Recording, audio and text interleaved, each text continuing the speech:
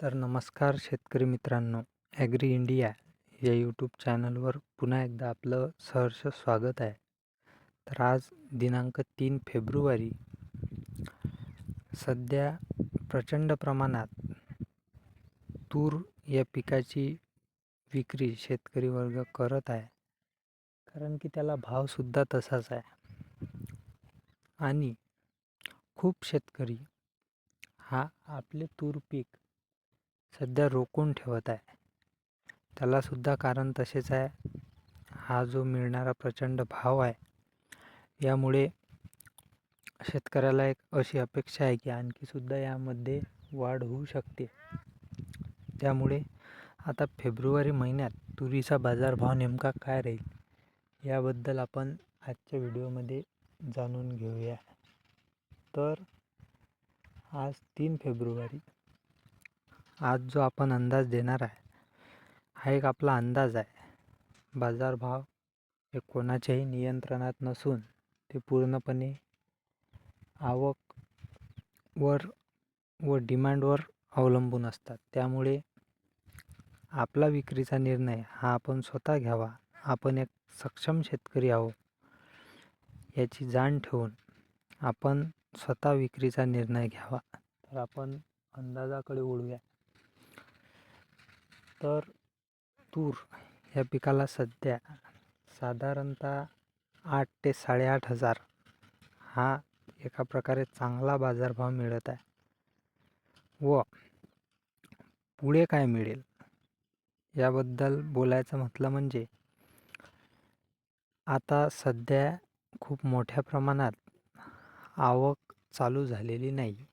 त्यामुळे सध्या तरी हा दर मिळत आहे, कारण की मागील वर्षीचा जो तुरीचा स्टॉक होता तो आता जे दाल मिल आहेत त्यांच्याकडून संपुष्टात आलेला आहे व त्यांना नवीन जे प्रोसेसिंग करायची आहे त्याला नवीन स्टॉकची खूप गरज आहे.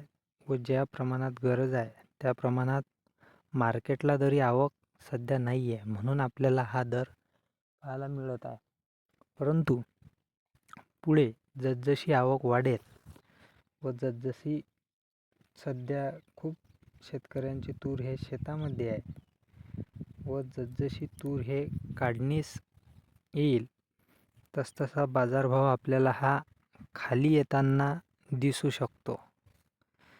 सध्या पुढील 10 ते 15 दिवस तरी हा बाजारभाव खाली येण्याचे चान्सेस नाही आहेत.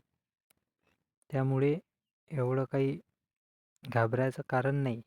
पण जेव्हा तूर हे संपुष्टाकडे जाईल किंवा एका प्रकारे मार्केटमध्ये आवक वाढेल तेव्हा हा बाजारभाव आपल्याला कमी बघायला मिळेल.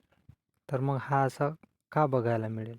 उत्पादन जरी कमी असलं तरी जो व्यापारी आहे तो प्रत्येक व्यापारी आपल्या मार्केटमधून कुठलेही पीक घेऊन पुढे जिथं त्याचा पुरवठा करायचा असतो तिथं पाठवतो.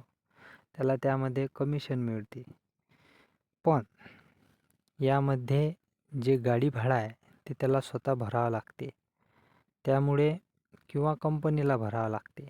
त्यामुळे जेव्हा या गाडीची पूर्णपणे मालाने भरती होत नाही तेव्हा व्यापारी बाजाराकडे पाठ फिरवतात, म्हणजेच माल घेत नाही. घेतला तर तो जो गाडीचे भाडे आहे ते आपल्या मालातूनच काढण्याचा प्रयत्न ते करत असतात. त्यामुळे जसजसा 15 ते 20 दिवसांच्या पुढे हा कालावधी जाईल तसतशी आपल्याला तुरीच्या बाजारभावामध्ये थोडीफार उतार हा पाहायला मिळू शकतो, असा एक अंदाज आपण आज सांगत आहे. त्यामुळे विक्रीचा जो निर्णय आहे तो आपण एक सक्षम शेतकरी आहात. आपल्या हिशोबाने आपल्याला योग्य तो भाव जर वाटला तर आपण विक्रीचा निर्णय घेऊ शकता. आणि ज्यांना रिस्क घ्यायची आहे, आणखीसुद्धा थांबायचं आहे, त्यांनी नाफेडला नोंदणी करूनच थांबा. म्हणजे आपल्याकडे तो सुद्धा एक हमीभावाचा पर्याय हा नेहमीच राहील. त्यामुळे ज्यांना थांबायचं आहे त्यांनी नाफेडला नोंदणी करूनच थांबा व ज्यांना विक्री करायची आहे ते सध्या एका प्रकारे चांगला उत्तम असा बाजारभाव आपल्याला मिळालेला आहे.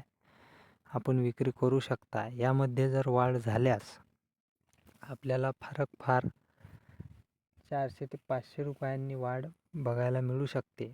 पण जर बाजारभाव खाली आला तर आपल्याला कमीत कमी 800 ते 1000 रुपयांनी बाजारभाव हा एकदाच खाली येणार नाही, पण एका आठवड्यामध्ये म्हणजेच 15 ते 20 दिवसांनी एका आठवड्याचा हा कंप्लीट कालावधी लागतो.